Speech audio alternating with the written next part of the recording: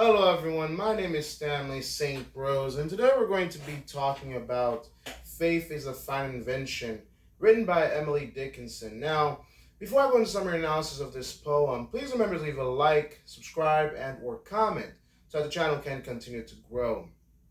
So, Faith is a Fine Invention. Very short poem by Emily Dickinson. It really is a controversial poem that's talking about faith, religion, science, reason.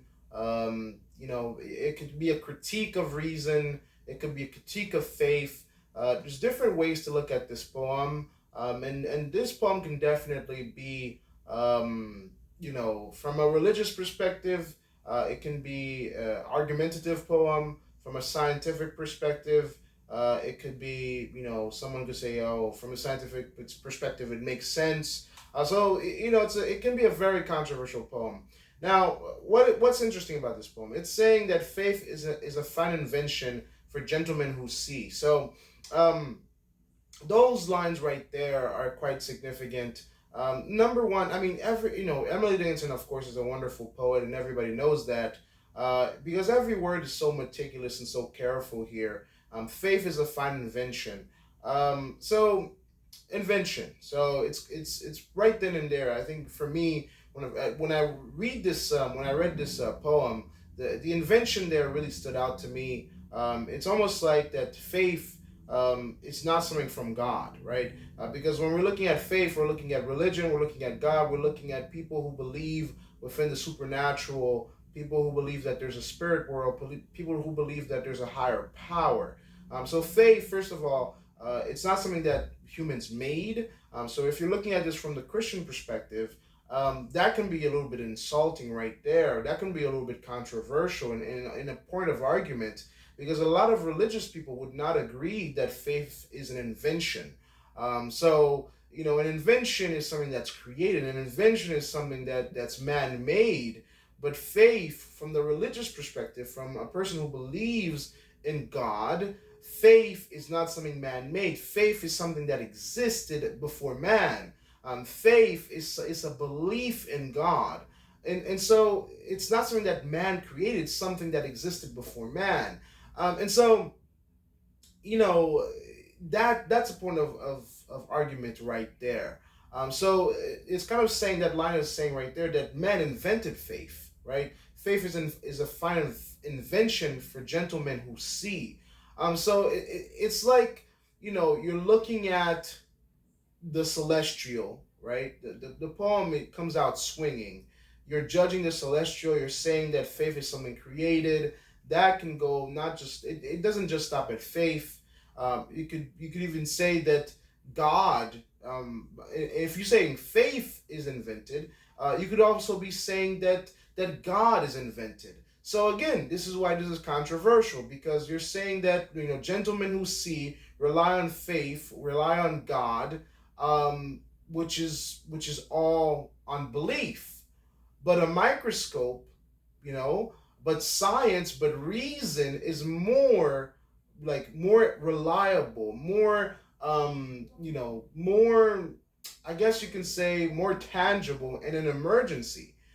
So this poem, it doesn't, you see, the thing is, like, it ends in a question mark that kind of like leaves you in a space to argue, and there's a lot of point to argue.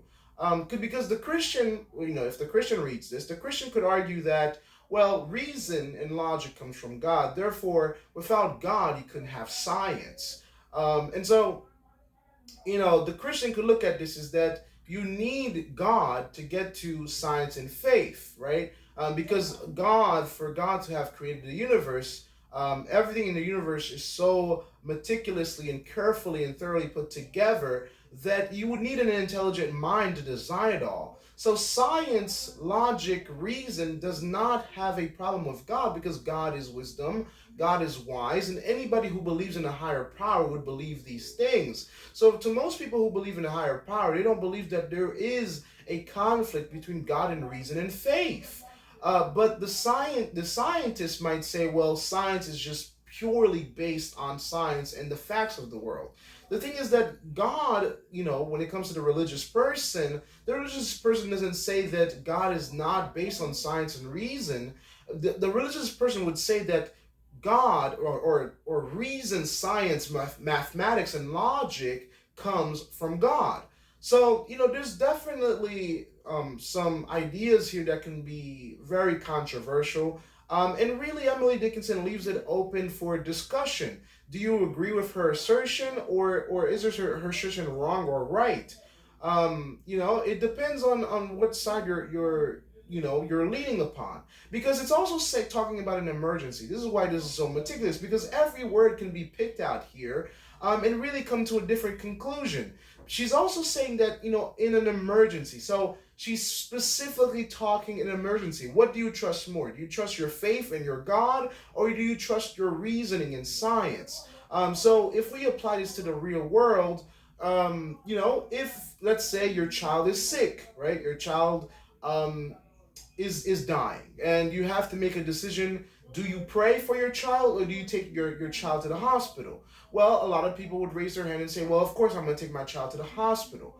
But the Christian would see it as, well, it's God who created man and who gave man knowledge to think about things such as science, to think about things such as reason, and to give men the ability to create hospitals and to study medicine. So to the Christian, the creation of the hospital, the creation of the doctor, the study of the doctor, the ability to do such things all come from God. So without God, you couldn't have that hospital and a doctor to bring that sick child to.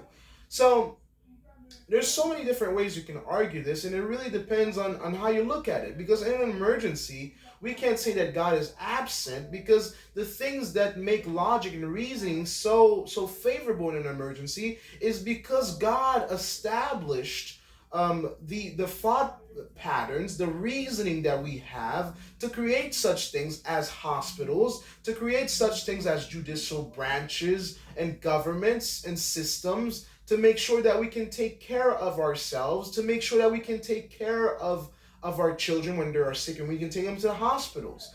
Because a just God doesn't leave you out in the wilderness. He allows you to build things. He allows you to build societies and structures. And you can look out throughout the course of history and throughout many religious texts. The religious person would argue that God does favor, wonderful things, created things, science, logic, mathematics. There's no religion on earth that just says God is against, science or logic or math or hospitals.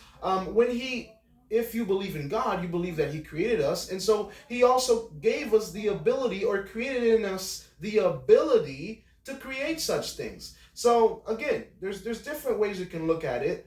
Through the scientific perspective, or through the perspective of faith and through the perspective of God.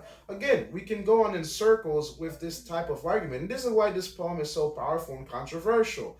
Because really, it's whether or not you believe in God, you can debate this on different sides. But yeah, that's what this poem gets at. It's looking at faith, it's looking at science, and it's kind of like saying, well, what's better in an emergency? Which one would you side with? And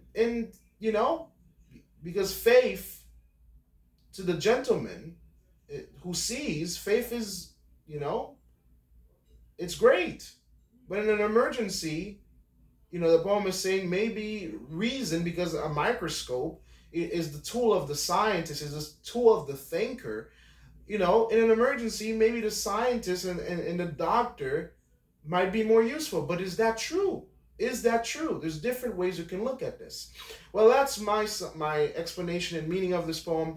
Please remember to leave a like, subscribe, and or comment. And I'll see you guys in the next video.